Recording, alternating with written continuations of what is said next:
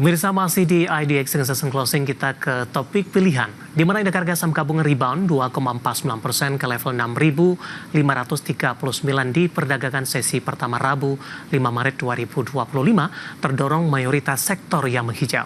Sementara itu pemirsa, terkait gerak pasar saham yang masih volatile, regulator pasar modal memastikan akan terus memonitor situasi pasar dan mengkaji opsi terbaik untuk memberikan perlindungan kepada investor. Indeks harga saham gabungan melonjak signifikan hingga penutupan sesi pertama perdagangan saham Rabu 5 Maret 2025. Penguatan IHSG terjadi di tengah mayoritas sektor saham menghijau dan indeks saham acuan menguat. Mengutip data RTI, IHSG ditutup melonjak 2,49% ke posisi 6.539 hingga penutupan perdagangan sesi pertama. Pada sesi pertama, mayoritas sektor saham menghijau kecuali sektor saham kesehatan yang terpangkas 0,3%.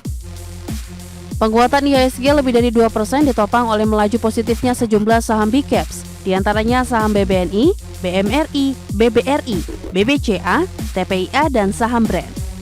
Saham BBNI dan BBRI pimpin penguatan dengan masing-masing naik 6,8% dan 5,18%.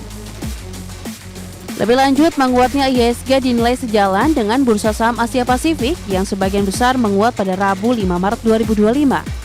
Penguatan bursa saham Asia Pasifik terjadi di tengah investor yang menilai target pertumbuhan dan inflasi China di tengah tarif dagang Amerika Serikat dan meningkatnya ketegangan perdagangan global yang membebani pasar.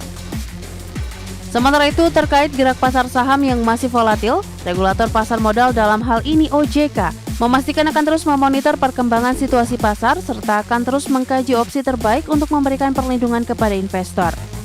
Mempertimbangkan kondisi pasar terkini serta untuk menjaga stabilitas di pasar modal dan juga tetap memperhatikan perlindungan investor, OJK akan terus melakukan monitoring atas perkembangan pasar.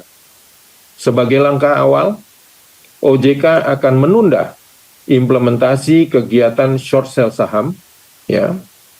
Selain hal tersebut, terdapat opsi kebijakan lain yang akan dikaji, yaitu pelaksanaan buyback saham tanpa rups.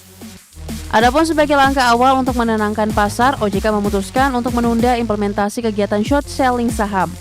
Selain itu, OJK juga mengkaji aturan terkait buyback saham, di mana sejumlah pelaku pasar meminta agar buyback dapat dilakukan tanpa terlebih dahulu meminta restu para pemegang saham lewat RUPS. Berbagai sumber, IDX Channel.